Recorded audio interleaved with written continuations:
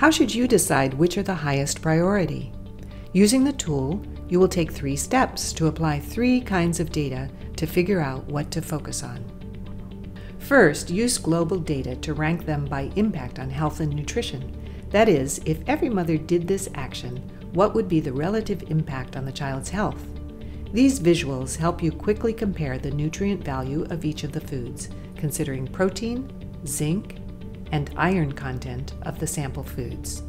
Because beef has the highest nutrient content of any of the sample foods, we place it at the top of the ranking. You can see that eggs are the second most nutritious. Look how low the nutrient content of banana is by comparison, so it goes to the bottom. So you see how the global data help us rank small doable actions from most to least impact in the first way, looking at each behavior's impact on health. Second, you can use local data on current behaviors to identify the foods that Ethiopian babies are not eating. That's where there is room to improve. Asking, where is there room to improve, is the second way to look at impact, because changing a behavior that only a very few people are doing will have a big impact.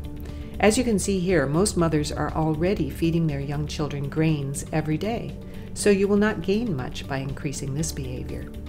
So we move grains down on the impact ranking since there's not much room to improve. What about meat and eggs?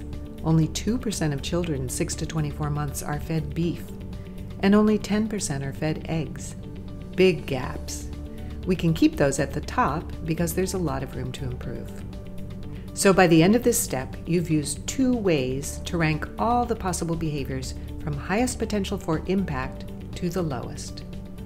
Third, we use data on how hard or easy it is to put each small doable action into practice from the family's point of view. In our formative research, we heard what mothers had to say about feasibility of the behaviors. Mothers told us, "We have meat only on celebration days, just a few times a year."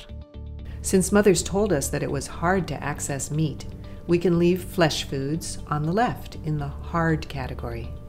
Our chickens lay eggs.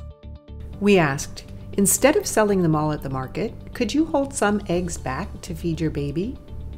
Now that I realize how important it is for my baby, I can sacrifice a few cents to try it out.